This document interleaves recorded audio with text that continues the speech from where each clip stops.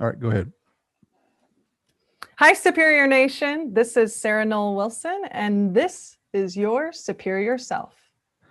Sarah, thank you so much for joining Right. this show. Like I've been waiting for this all day. How are you?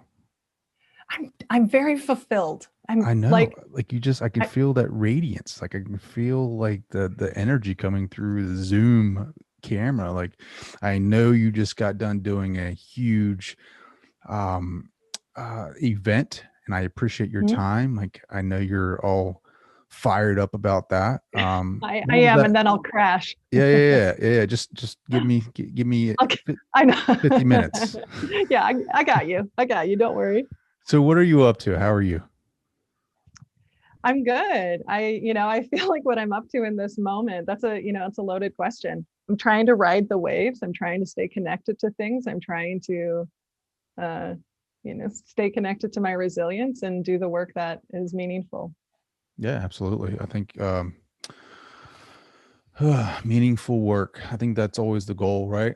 Um, but it's hard to find. Like it's hard for us to even realize that sometimes. Like you are a coach, you have clients. Talk about that. Like what started you down that coaching pathway? Like why coaching and what inspired that?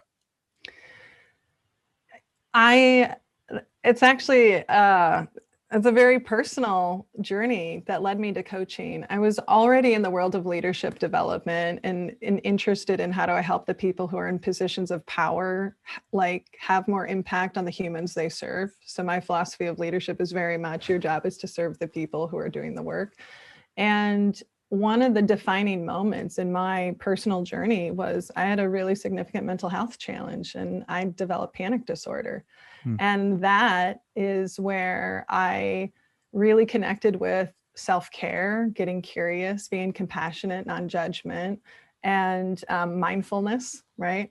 And um, and that I was fortunate enough to work for some leaders who were coaches themselves and realized that there was this beautiful connection of the personal work I was doing that I could show up in the same way and give space for other people to show up that way as well. So that was actually like what opened the door for me to explore the coaching outside of just doing workshops and keynotes and that type of work. Interesting. Panic disorders. Mm-hmm. Oh man. I don't know. I think I've had one or two of those. I deal a lot, I definitely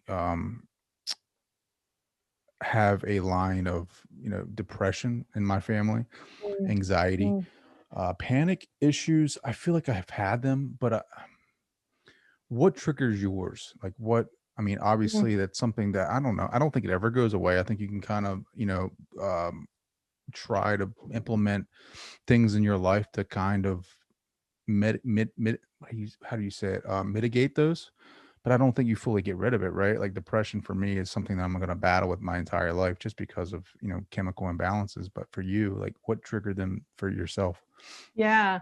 Well, I mean, I'll tell you, like mental health is something I'm incredibly passionate about and very, open about.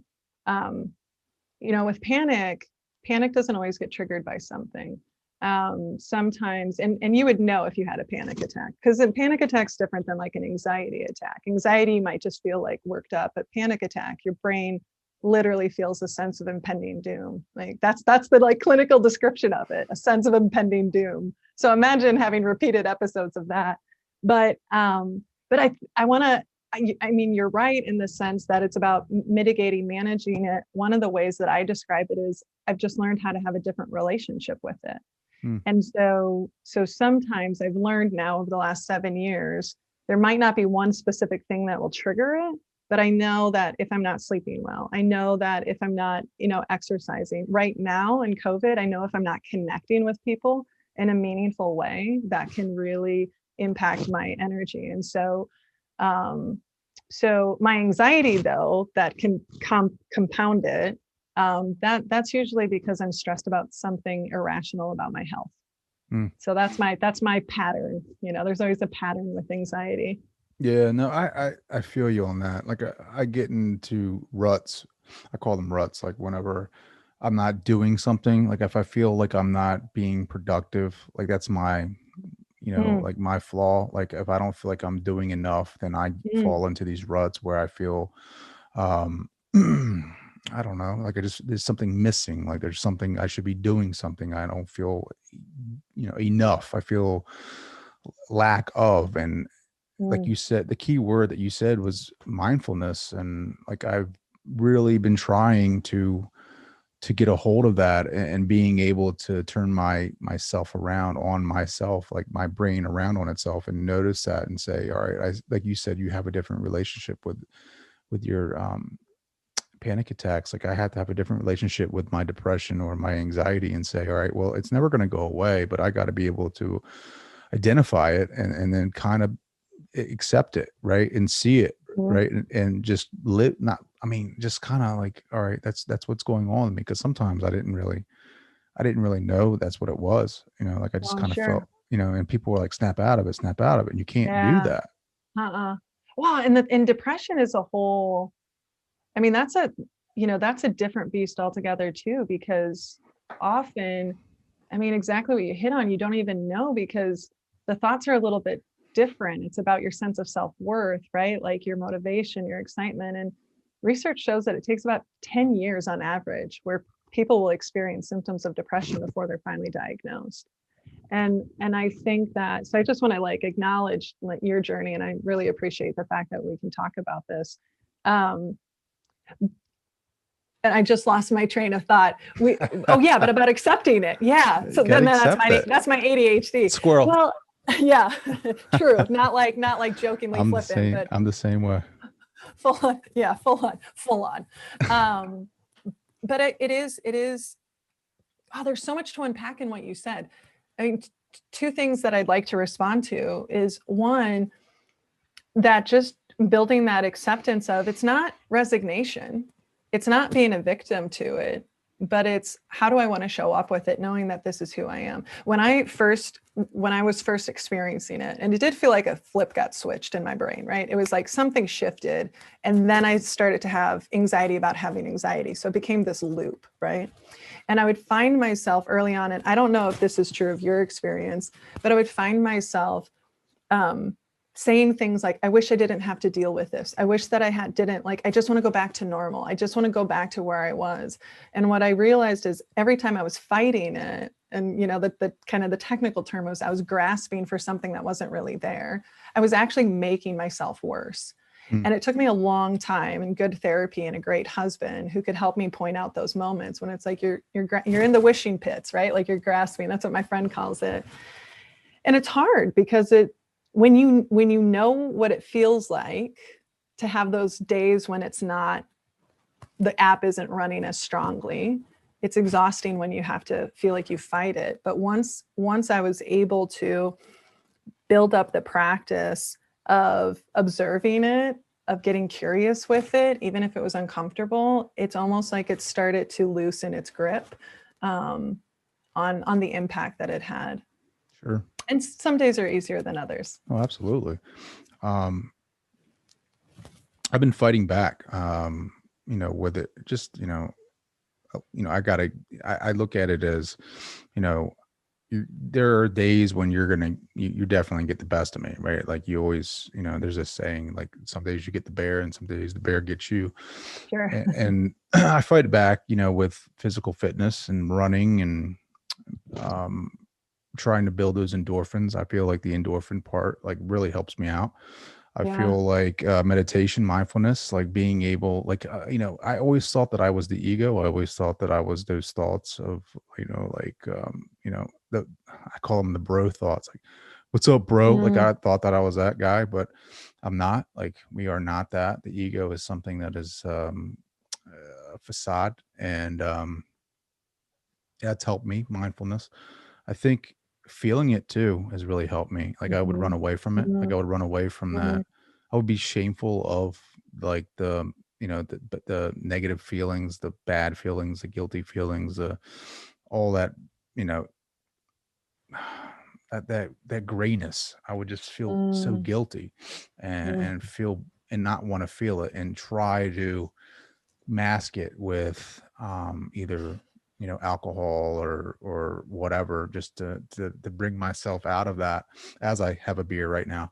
But I'm good today. I'm good. I'm having a great day. Enjoying and savoring is different than Yes. numbing, right? Absolutely. Numbing is different. But that's the thing, right? Like, just not know. And that was before I really knew what was going on with me, right? Like, so like I would do that to boost my energy. Like, I would, tie one on one night with the boys because I didn't know what was going on with me. Like, I just felt like, I didn't know that was depression, or didn't know, I had no idea. Like, I just was like, what is wrong? I gotta, let's smash some beers because like I don't feel like myself. And the next day would be even worse, like, because you're hungover and, I have this depression and anxiety inside of me, and I couldn't find resolution.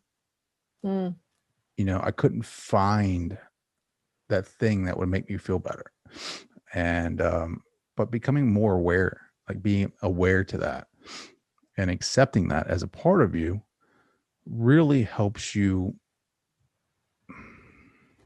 filter that greatness, filter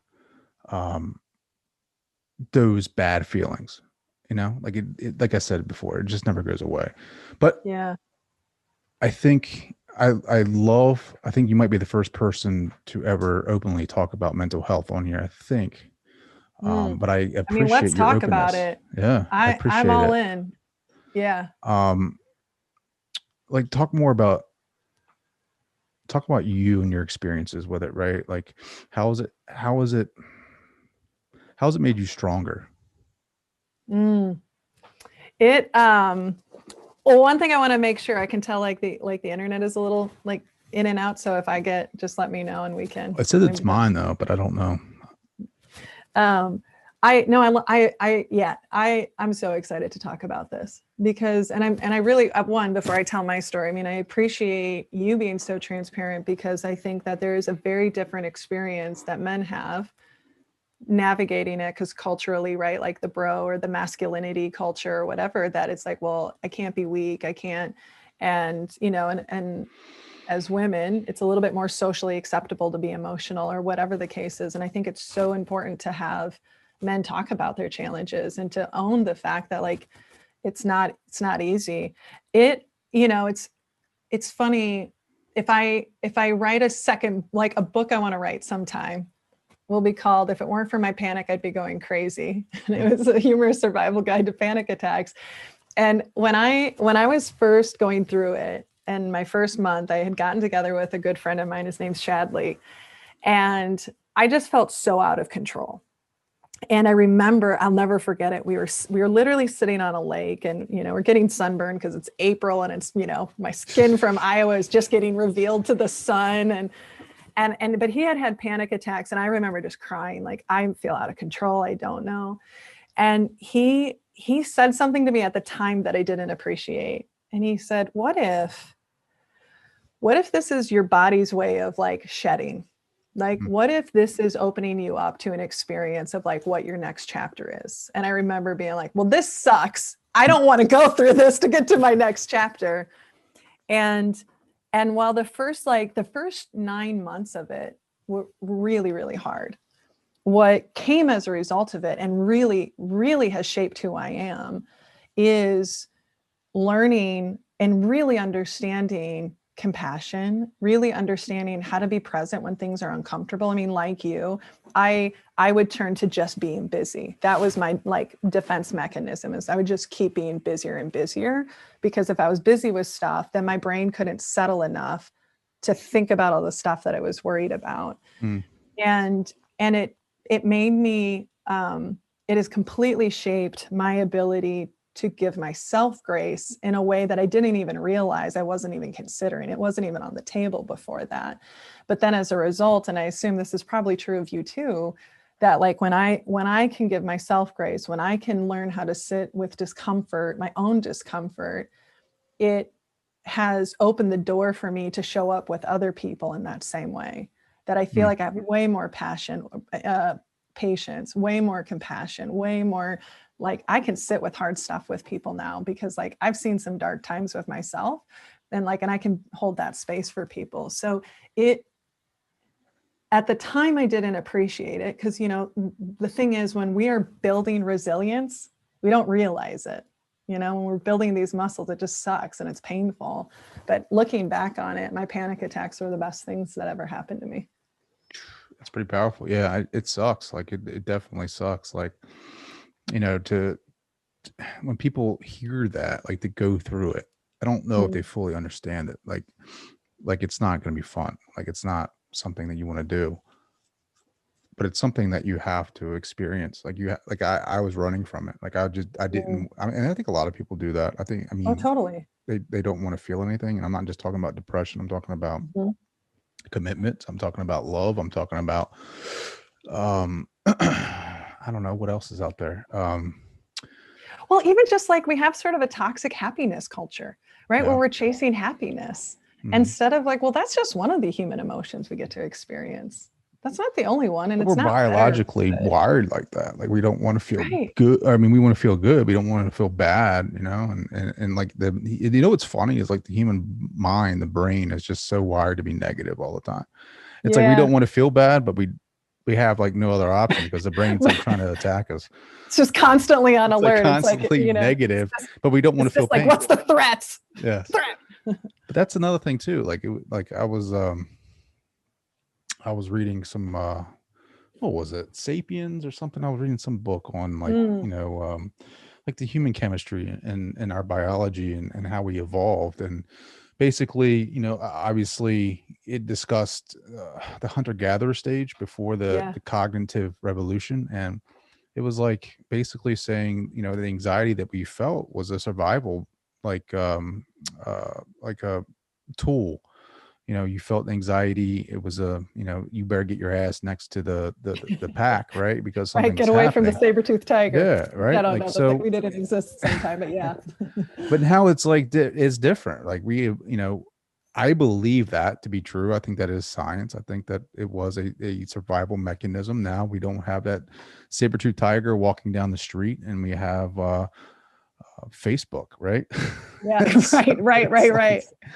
So but to be a part of the tribe, you gotta have a certain X amount of followers or friends, and you got to be posting the traditional Christmas picture. And I don't know. I mean, I get wrapped up in that too. Like I get wrapped up in the fake book world where I try not to post too much political stuff or anything like that. Like it's totally turmoil right now. But I mean, like, you can feel it in your brain, right? Like I can feel it when I'm like, oh damn it, my brain is having like a little like, come on, let's just see if you have a couple more likes. Let's, you posted something good and let's see it. And yeah, exactly. Dopamine, it's the reward. I gotta. But here's the thing too. So there's been scientific studies of people going into these, and I mentioned this on here before, where they've had double-blind studies where they've had people in different rooms, and they just said, all right, start talking. So like Sarah, you go in that room, and Trey, you go in that room and just start rambling about whatever you want to do or whatever you want to talk about. And there's numbers up, there's like a ticker or something like that will show how many people are interested in what you're talking about. And there is no scientific reason about. Sounds like a nightmare. Yeah, but there's no scientific, like they would say, all right, let's Sarah is the A experiment. Show her the results are going up. Show her the numbers are going up. And then Trey is the negative one, and show them the numbers are going down. It doesn't matter what I'm talking about. I could be reciting poetry, but if I see those numbers are going down, like my self-worth is crap. Like I feel like crap. And you could be talking about God knows what. Like, I mean, who knows? Like just burnt yarn. I could be talking about burning yarn. Burnt yarn, and the numbers are going up, and you think, oh my God, I could start a business. Burnt yarn. Everybody loves burnt yarn. Like it's just and Facebook knows that. Like they know that. Like you've seen some dumbass pictures that have gotten reshared over and over again. You're like, oh my God. Like, why didn't I post that? Like I could take a picture of a cat on a dog, like. But I mean, that's just us, right? Like we need that approval from society because our bodies have basically said over the years that that's survival. That's what we need. I don't know. What are Yeah, your it's just the, thoughts? well, I mean, the problem with that, and we know this isn't an opinion, is that our, survival brain hasn't caught up with our world. I mean, this is one of the things that, I always joke that, some people look at the world through rose-colored glasses. I joke that I look through the world through the amygdala glasses, right? Like that part of our brain that's constantly on alert and Because I have constantly red glasses yeah. on. Yeah, no, I know you do. And I wish I was wearing my amygdala t-shirt because that would have been perfect. But yeah, but understanding that it's one of the things that I'm so passionate about personally when I'm working with people one-on-one, but when I'm working with leaders is to help them understand that human complexity and to understand the brain and to understand, so the amygdala, and part of that was the fact that when I was going through my panic attack, one of the ways I was trying to make sense of it was I wanted to understand it, right? And that's where I got introduced to the amygdala. So you'll appreciate it. So I had a t-shirt made because I'm a t-shirt girl, and that said, "I heart my amygdala." And just to wear it, to like anchor it, like I'm going to embrace this little part of my brain that is constantly like threat, threat. And yeah, so I think that it's so important for people to understand how the world is gone way faster than how we're wired, Mhm. and how that's contributing to so much of the like challenges we're experiencing. It's just because biologically we're not able to keep up. It takes forever for like I'm just kind of worried about like when we finally do catch up, like what's the world going to be like? It's crazy. Like, and what are we going to evolve into that is the world now? Like you think about, I don't know. You think about like I just been reading *Sapiens*, so like I Sure. definitely have all that fresh data in my head, and I'm just thinking about we used to have the Neanderthals, right? Like they were our brothers and sisters. They were a part of our species, right? And they're gone, and then you have us, Homo sapiens. Like what's next? And like it's just kind of Mm-hmm. like worrisome. Like you got Elon Musk talking about putting chips in people's heads that are going to be like faster than Google. Like Right. I don't know where we're going, I, but I don't want to see that. Well, it was, well, I watched the documentary that's out now on the Social Network, I think is what it's called. And I don't know if you've seen that, but no, I have it's not. pretty compelling and depressing. But one of the points, and I don't remember who made it, that was really provocative for me was we now have a whole generation of young people who have never not known social media, who have never not known what you were talking about earlier of that constant like self-worth tied to likes and right, like that Mhm, tribe in the sense. mhm. And it was this moment of, man, what does that mean? They won't know. And I'm trying not to be like an old person, like, well, in my day we didn't have the internet, but their brains are changing. Yeah. And it's like, well, what will that mean? And we already know that it means they're seeing an increase of anxiety and depression, right? And disconnection and delayed and in their movements. And I think that um there's a lot of great things that are happening in our world, but there's certainly a lot of things that are, I don't know where it's going to take us, don't know Yeah, who we're no, going to be or like who do we bullying, need to online be. bullying is like, through the roof. Teenage suicides, like, and suicide, you think about it, like that goes against everything that we are biologically. Like we Yeah. are here to survive. Like that is the Yeah, main our reason brain's why we're job is here. to keep Like us our alive. job is to keep us Exactly. alive. Like taking your Yeah. own life doesn't match up with our biological hardware. Like Yeah. just think about that. Like it's just crazy. I don't know, but I'm excited. Like I look at my kids now. I have three of them, Mm. and it's just a different world. Like my son, my 10-year-old son, like the kids aren't playing, and a lot of people can relate to this. Like the kids aren't playing out in the streets anymore. They're online playing Fortnite. Yeah. That's where Hmm. their friends hang out. Like that's just, it is Hmm. what it is. Hmm. Like you just got to accept it and kind of understand that we're in a new world. Like I find myself doing that too. So Sure. like sometimes like, why don't these kids play out back or ride their bikes? It's just like, Yeah. It's like, oh, we used to play outside, and you uh, got to get outside. And it's like, well, that's not their yeah. world, Well, we used to And ride bikes. We used to have trampolines. We used to, I'm 37. So we used to go for walks. I mean, pegs were a big thing back in the day.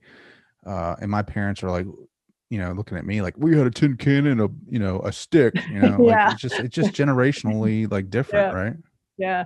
And there's always going to be things that are good about it, and there's always going to Yeah. be like consequences to it, just I like there kind of always like it has though. been. Like I kind of like it. There's no mess, right? Like so, my son plays online. I don't have to worry about his friends coming over and eating all my Oh, food. sure. Like that's fine. Like I'm cool with that. Like they get, hey, dinner time, log Right. off. Tell your friends Oh, you got to go, and I don't have to clean anything up. It's great. Because sure. back in the day, like you I remember, haven't heard that perspective, but I appreciate it.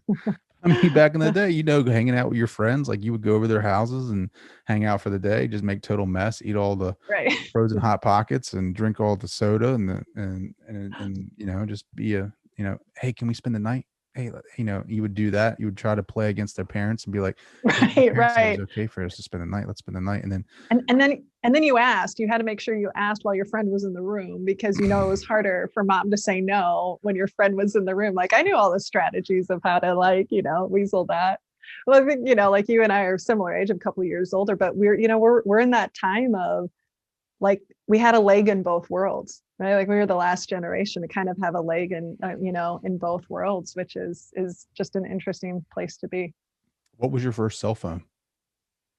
I love this question. A Nokia. The snake? You had the snake game on that thing? Yeah. And fun fact, my cell phone number is exactly the same as it's been since I was So 16. is mine. How Yeah. crazy is, yeah, six since I was 16 years old. I had, I had the phone that was from Verizon that had like the removable skins you can put on it. Yeah. I was going to say I had an orange skin. Yeah, It was I like don't know. orange I and think blue. I may have had orange as well, maybe red or something like that. But and text messages cost like $1 million back then. It Mhm. was crazy. It was for emergency only. Yeah, and you had to call within the network, so I could only call my mom or something like that. Right. Oh my God. Now I love, love how old we are. But think it. I mean, it's great. Like in my daughter, she's the youngest is going to be 2 in December. So like, just Mm. imagine where technology will be then. Like, I mean, it's crazy. Like I'm excited. Like I'm excited for you because you're in that coaching speaking realm, right? And I think Stephen Kotler is like one of my favorite authors, Mm. and he just came out with a book not too long ago called "The Future Is Faster Than You Think" with Peter Diamandis, and they're talking about the future of AI and virtual reality. And I think it's going to be amazing for speakers to be able to like put on a headset and then like do a speech or a talk, Mm. like from the West Coast or East Coast, and have an avatar there that is essentially synced with their mannerisms and talking points, and like you're going to be there but you're not going to be there, like. I mean, that's kind of how I feel I am right now in quarantine. It's like, I feel like I'm there, but I'm not really there. Well, how do you do that? So like talk to Yeah. me here, right? So I'm looking at you Yeah. now, no one else can see it, but you got like the Mhm. little at Sarah Noll Wilson um, sticker at the bottom. Like how are you holding events now? Well, I am incredibly fortunate to be quarantined with my husband, who does film and video for a living. And for years, he and I've talked about how do we collaborate. And one of the silver linings of this has been it has given us a beautiful opportunity to partner together. So and I'm actually, it's one of the things that, it's like, okay, so full transparency, before all of this, I just didn't really understand online. I didn't really know, like, how do I mean, not online, but I mean like online training and experiences, like how do I do it different? I know how to engage with people. I'm really good engaging with people in person and having conversations, and how do you translate that? And so there was a definite evolution. And then there just hit this point where we started to figure out, and then we wanted to innovate and go, how do we do it differently? How do we up our game? How do we get people on that go, I've never had an experience like this virtually. I've never seen something look like this before.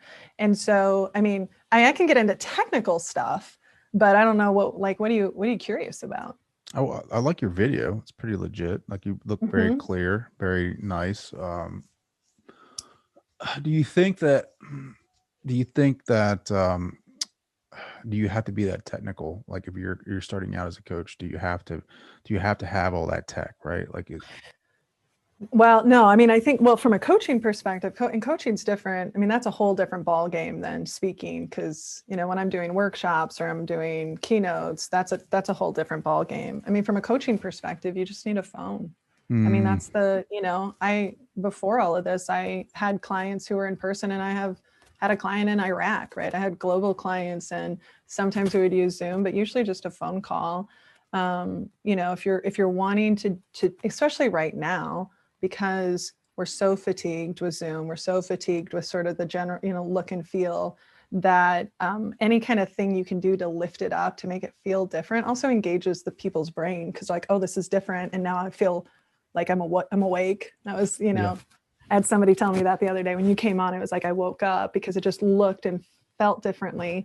But there are things you can do. I mean, part of it is, I think, it's not like, if you're presenting, it's not like, oh, I'm doing what I did before in person and I'm just putting it on camera. I mean, one of the things that my husband Nick has really challenged us to challenge me to think about is, how do you think about it almost like a TV show, but how do you do it like a TV show where you get to like build connections with people?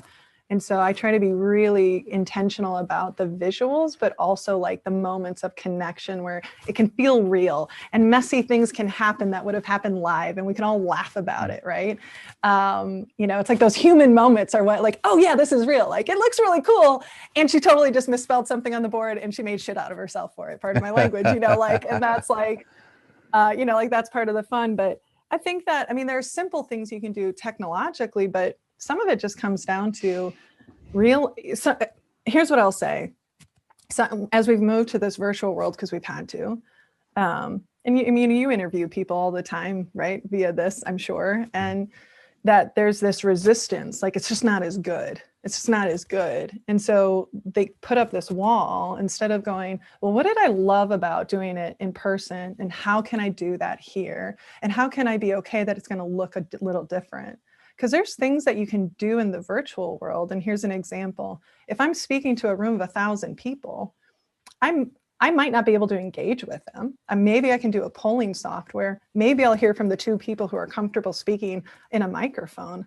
But on chat, I can hear from all of them, right? I could, you know, like there's ways that we can engage and connect. And so I think it's just being really thoughtful about the rules you've created and what's the world you want to create online. Yeah, no, I think it's tough. I think you lose that element of like you know the energy, right? Like I mean, you could feel like some people, you know, me at this time, like I can definitely like maybe not at episode 10, like I might not have been able to pick up on someone's energy on online or Zoom, but Mm-hmm. now I definitely can. Like I Mm-hmm. definitely have the confidence of where I can pick up on someone in person. Like it's like you definitely have that natural ability to see obviously the nonverbal communication going on with like mannerisms or you know just kind of that vibe that you get. But I love online platform. Like I love having conversation. Like as soon as we're done with this, like a hit click and boom, I'm out. Like I don't have Mm-hmm. to worry about the Right. lingerers, you know, like I don't have to worry about where people is lingering, you know, like Oh, see, I love the lingerers. I I don't miss the like lingerers. Oh, I I don't miss it. lingerers. Like I do. I'm like, that's what I'm always like, I'm going to do some after hours. I'm an extrovert, as like, you can probably pick up. So I'm energized, you know, like I'm so energized by that. But like, that is something I miss. And so I'm just like, I open up office hours. Hey, I'm going to be on for another half an hour for those of you who have questions or want to like, you know, connect with me. And, you know, it's usually 1 or 2, but like you, I mean, I don't miss the travel. Oh, You know, I miss it a little bit, but I also love the fact that when you and I are done, I get to take off my jacket and go snuggle with my dog, and, you know, whatever one will snuggle with me, and just like hang out with my husband instead of going to a hotel by myself, right? Traveling the next day. And so there's no, advantages to it as like well. I cannot like I wish there was a word that I could use to express how much I love online platforming. Like it is, Mm. I think it is like yeah, I'm not going to be able to shake your hand, which is probably a good thing now.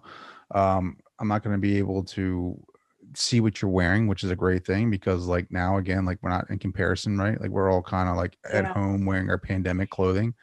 Um, Yeah. It's been an equalizer. it's great. Like I love it. Like I haven't cut my hair since March. Like it's crazy. Like my Yeah. hair is very long. Me either. Like I don't know. I just think that like you said, the equalizer, it's definitely, I think it's a great awakening, this pandemic. I mean, definitely been negative, and we lost some people, Oh and yeah. people have definitely, suffered from it. And I'm very sorry for that. But I am very thankful that I have my health. I'm very thankful that my wife is staying safe. She's an RN, and she's Mm, doing everything that she can to help protect us as a family. But I'm also thankful that it's helped me become more aware of what truly matters in life, and that is being in the moment. mm, hmm. It's am I back? Did we freeze? Are we You're good? good. No, you're good. I'm just moving my mouse here. Technology, Technology, online technology. platforms. It's the song and dance. I, you had said something and then I get distracted by the technology. Moment. Stand by. Oh, the awakening.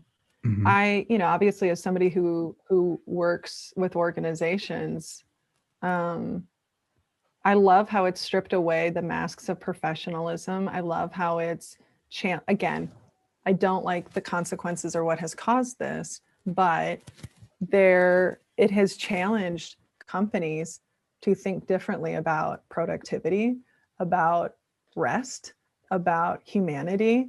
It has stripped away some of those like masks, right, that we wear, because no one's going to be wearing like a three-piece suit. And I mean, I love when I'm on calls and the CEO's like 3-year-old daughter comes in and just sits on his lap or her lap or whatever the case is. Love and it.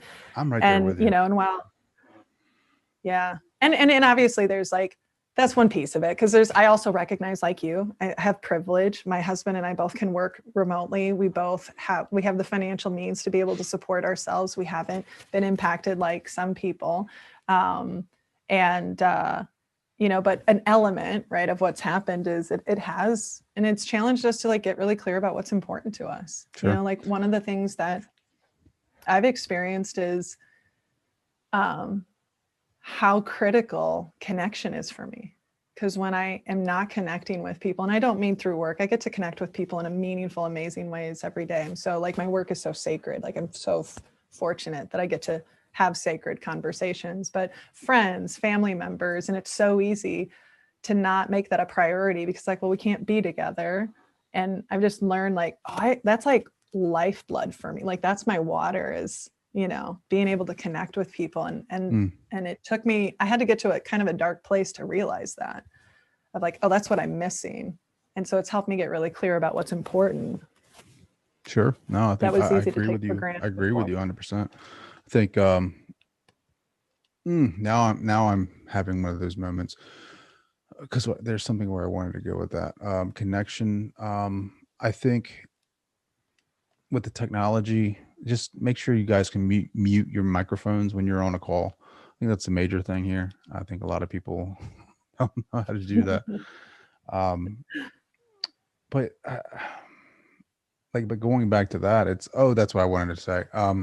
Like my wife and I were having a discussion about like college. Like some people believe that they don't have to go to college. Like they're like, with technology and being able to be a coach or do something. Like a lot of CEOs of small businesses or medium-sized businesses are like, I didn't Mm, need to go to college for this. Or a lot of people can kind of agree that they're in a field that they didn't necessarily study in. And I made yeah. this point to my wife, and I didn't really think about it when I said it, but now that more that I think about it, it makes sense. It's like, but you think about that pre-COVID, you can say that. But now that the water cooler effect is not in play anymore, like Mm, the old school guys wanted you to be in the office to rub shoulders. It wasn't like it was the water cooler. It was what you guys were discussing behind the scenes, the politics. mhm, Now that you take the politics out of it and there's no mingling in office spaces or whatever, how do you get promoted? Like, how do you, mhm. like, it's going to be on paper now. It's going to be resumes. Like when Yeah. you go, like, okay, recommendations are always going to be recommendations, but like, how do you get that upper hand on someone if you don't have those degrees or you have some type of certification? Yeah. Like Or that you're water, already like connected, yeah, the you water know? cooler effect is a real think? I would say probably like 75% of the promotions in this country, and I'm just pulling that number out of my ass right now. I'm sorry, but I just feel like that. The Very water scientific. cooler. That's a very scientific place, I heard. No, I'm just kidding. Yeah, right. I mean, definitely. Peer reviewed. Just joking. I love this conversation. But I just feel like a lot of the promotions in this country are definitely water cooler effect. I don't know, but if it's gone, like now it's gone. Like, so now what? How do you get promoted, or how do you get the job? It's it's something I have a lot of conversations with leaders or people are we're talking about, and we don't know how long we'll be in this. We don't know what the long-term effects are. And when I'm talking to young professionals or other people, I said I don't know that this is true, but I mean, we're in a big experiment right now. That's the reality is. And so we have to just find different ways to experiment. I said I can tell you as a leader, as somebody who has a team, that everything that like my colleagues do that just make my life a little easier, right, has a much bigger ripple effect right now because of everything else I'm having to navigate. And I think there will be real consequences to that. And I think there's going to be consequences because so many companies are either doing like hybrid. Some people are going back who want to, some people aren't. And there will be, unless there's intentionality, that those people who are at home could be held back. Again, not intentionally, but I mean, a lot of the organizations that I end up working with are more traditional. They're used to managing in person, and like they kind of just don't know how to manage people remotely and navigate that. And I think that like is something that we have to be super aware of. I just don't think they have the systems in place. I don't think they have the No. processes. I think they're used to that over the shoulder type cubicle to cubicle type of management. They don't know necessarily how to put the systems, the checkpoints in place to kind of go back and monitor, right, to make sure that people are meeting the time frames or meeting their deadlines. They just don't. I don't know. I always have conversations with people, and I love having them about the pros and cons about being in the office. I am a con man when it comes to being in the office. Like you do not need to be in the office to get things done. Like I can be more productive at home. However, it's harder for me to work at home because I have 3 kids. Yeah.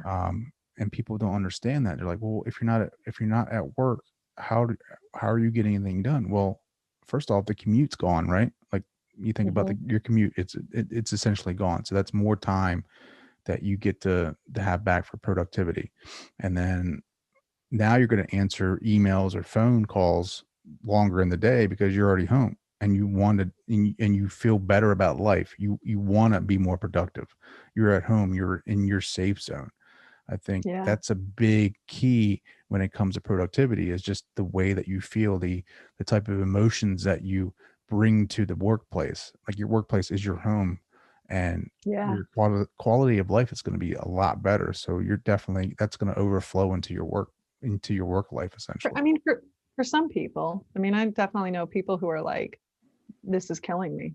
Like, I like the separation. I like the mental separation. And that's I mean, you've been doing it for a while, and that's a hard shift for people who didn't do that and trying to figure out what are the systems and structures, at play. But I think that if you're in a situation where you can have flexibility, it makes that a lot easier. That's something that I've been really interested in tracking, is like, how has that shifted, and depending on the industry, right? Not every industry can, but just like, how can you make it a little bit more flexible? So if you have little kids, hey, there's just going to be times where I just need to be with them, but I can catch up on there in bed. Sure. And what I see is the CEOs, the leaders who are like more flexible about what would productivity look like, especially now in the pandemic, but also just flexibility of work. The team members are far more engaged than they are when it's like, no, you got to hit these numbers 8 to 5. These are the rules. This is what it's always been and what it always will be. Those are the people who are looking at me going, I don't think I'm going to last here. I don't think this is where I want to stay. Just out of curiosity. One thing to that point. Oh, yeah, go for it. Just out of curiosity, what are the CEOs that are like that? Like, are they the boomers? Are they? I mean, yeah, you're shaking your head. Yes. So yeah.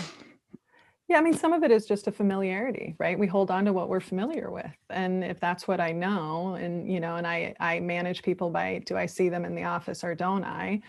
I can appreciate, I mean, when people are resistant to change, it's not the change, it's the loss, right? And so there's a loss of familiarity, a loss of control, a loss of how do I do this now? And certainly some leaders have navigated and adapted, but others are still holding on really tightly. We need to get back there. But I think what's happening now, what I'm starting to see now that we're 7 months into it is, the first couple months where we're going to get back to it, and now I'm starting to see people go, crap, we might not get back to that. And there's starting to be the shift of, okay, like, so what is it now? And I'm interested to watch that journey for, them, because the desire to get back is you can't even see it in the window anymore. You can't see it in the rear view window, and you sure can't see ahead of what's going to happen. And now there's this reality setting in of this is here to stay for a bit. So now what? Yeah, it could take us up to, I don't know. I've seen projections up to 5 years to get, I don't know, anywhere near normal, whatever normal was, Yeah. I don't know. I just think, I think it's cool to think about, like, with the technology. Yeah. I think we need to utilize it and just be more aware of it and what the capabilities are, and take advantage of that. I think that this is an opportunity for us to better the quality of our lives, especially, as parents, just being able to, because, like, post World War II, right? So there are two, like, husbands and wives work now. The societal setup is not meant for two full-time parents, right? Like, it's meant for the husband, traditionally, to go to work and the wife to stay home and be the caretaker. That's just the way the society was set up post World War II. And it's like, it's not that anymore. It's not, and people need to realize, CEOs especially, that you have two full-time working parents with kids that are probably, involved in sports and everything else. And it's like, what the best type of employee is the one that you take care of them first, not just the bottom line. And Totally. I think a lot of people are starting to realize that.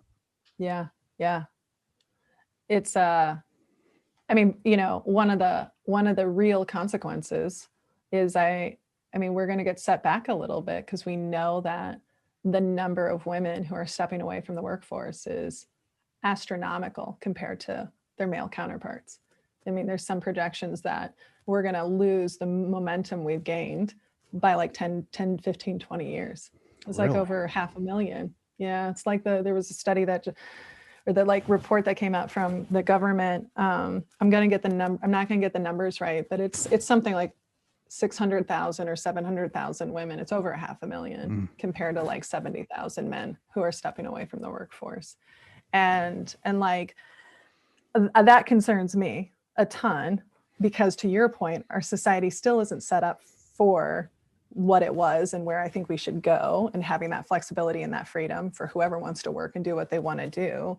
And because it's almost like the old sort of patriarchal bed is just waiting, like it's still there. That's the foundation. It's like they're trying to push them back in there, right? Like trying to push you guys back. Yeah. It's, like no one's, but it's just because of the industries that have been impacted. And when, and when you look at like, like the service and retail and all of those are often like predominantly women. And but I think to your point, just like as leaders, again, re-examining what is it like, what does work need to look like now? This is one of the things that I love thinking about and challenging leaders on is, like our work, to your point, was built on some old systems, right? 40 hours a week, 5 days a week. Like that was an improvement from like manufacturing and days. Like that's a great improvement. But like we're different now. And like, how do we challenge the system? And how do we not only challenge the structure, but how do we challenge the culture of it? Like, what does it look like to create a company that's truly built for the humans that are within it and not for the bottom line? I love that. Yeah, no, definitely. I think that it's a great opportunity. I think it's a great time. But it's a great opportunity for women alike to really bust through that. I think it's just finding that. It's like, coming together and just really just busting that just small mindedness, like just, I don't know. Like I'm rooting but for you we're not guys. the ones who need to bust that. I know that. Like I know we that's don't right. have that, I know that's right. huh? I know that's Yeah. right. Um, Thank you. well, I see my wife, and I see how hard she works, right? Mm, And I see she's an RN, and 12 hours. She's working at night. She's working overnight, and I see that, mm, and I think about all the other moms out there that are doing the same thing. And then, like, obviously um, there are times where things are just not fair, and I think that it is that, right? Like, mhm, that's a whole mhm, other episode. Like, it's mhm. crazy, but I think that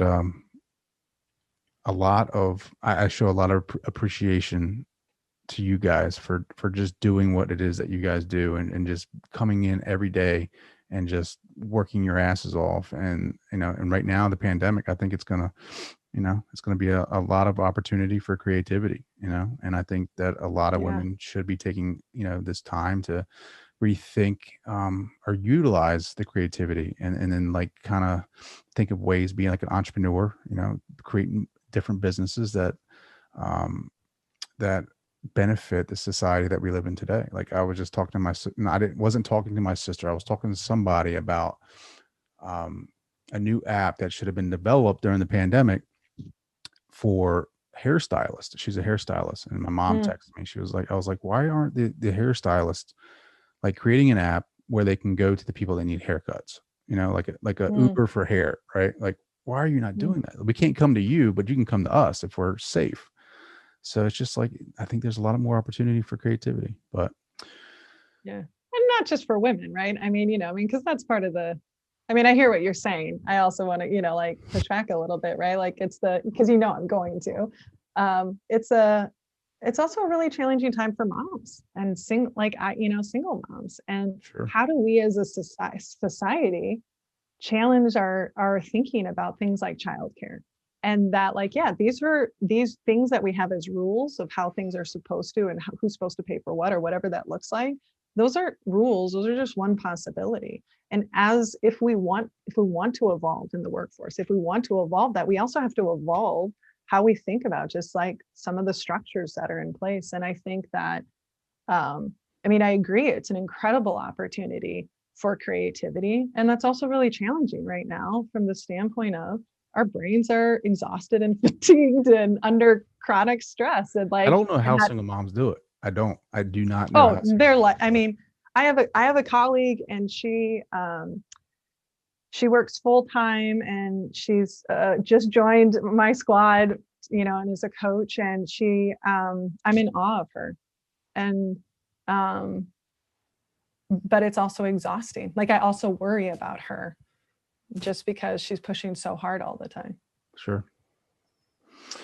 Sarah, this has been an amazing episode. Trey, Um, Thank you so much for joining. thank you. Thank you for having me. And I appreciate the journey that we Yeah. went on. Before we leave, though, how can people connect with you? Yeah, they can check out our website, which is sarahnollwilson.com, Sarah with an H, Nollwilson. But I'm also on all social platforms, and I'm a big fan of just connecting with people. So don't hesitate to send me a direct message. And I will also say, just a personal shout out, since we talked about mental health, if there's anyone out there who is feeling alone, who's feeling like they're, broken, and they just need somebody to remind them that they're not, please, please, please just send me a message, and I'll be happy to sit with you in whatever you're experiencing. Absolutely. Thank you so much for that. Last question, kind of a big one. What do you want your legacy to be? Well, say that again. It cut out a little bit. I heard legacy. What do you want your legacy to be?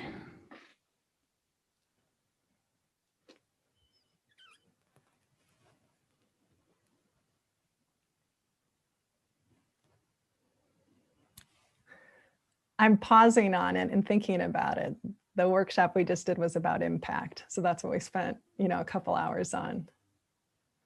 I think that, if I specifically, if I could somehow help more people be able to speak and stand with courage to be able to understand their own and other people's complexity as humans. And it doesn't have to be connected back to me. Like my legacy doesn't need to be connected to me. I don't need people to be like, oh, I learned this from Sarah. But if somehow I help people be able to have the conversations they're avoiding with themselves and others, that would be incredible.